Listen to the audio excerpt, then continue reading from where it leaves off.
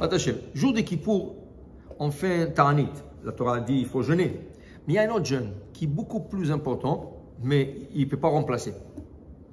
Il peut s'ajouter, mais pas remplacer. Ça s'appelle le jeûne de la parole. Ta'anit Dibour.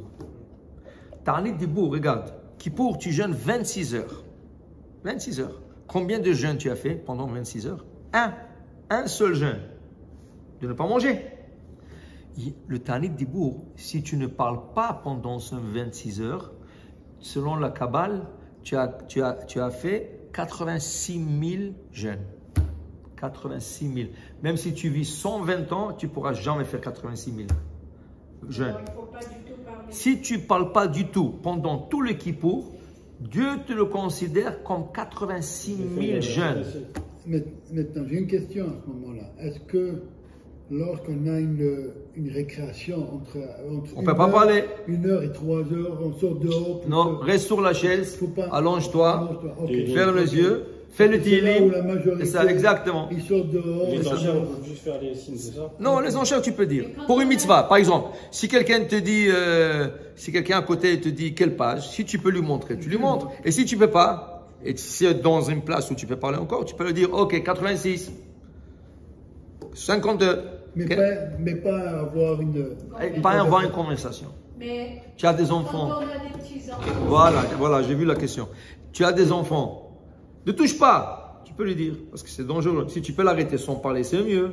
Mais des fois, les enfants ne comprennent pas. Okay? Alors, il faut leur dire. Mais il faut minimiser. Minimiser. Okay? C'est comme la femme de Rabbi Meir Balanes, Brouria. Un jour, elle était en route. Il y avait un élève de Rabbi, son mari, Rabbi aussi, à Galilee. Il lui a dit, Madame, Kvod Rabbanit, comment j'arrive à cette ville? Alors il dit, tourne-toi. Il a tourné, il lui a donné un coup de pied. Aïe, aïe, qu'est-ce que tu as fait? Il dit, pourquoi tu me parles tellement de mots? Comment on arrive à telle ville? Tu m'aurais dit 2 mots, j'aurais compris. Telle ville, c'est fini. C'est fini. N'ajoute pas de parole. Et ça, il n'a fait pas pendant Kippour. Pendant l'année, une personne doit savoir que plus que tu parles, plus que tu raccourcis la vie. Selon Rabbi Shimon Bar Yochai, dans le Zohar. Parce que quand un bébé est né... On n'a jamais entendu parler qu'il ne faut pas parler. Oui, bien sûr. Chaque année, on annonce.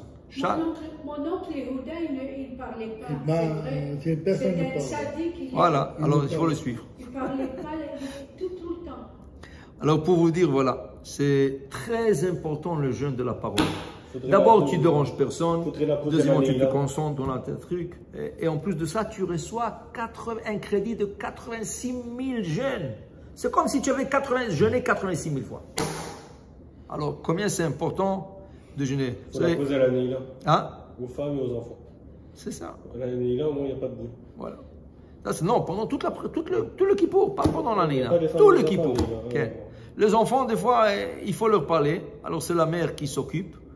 Mais le père, les grands enfants et tout ça, il faut leur éduquer, leur dire, écoutez, Kippour, on ne parle pas.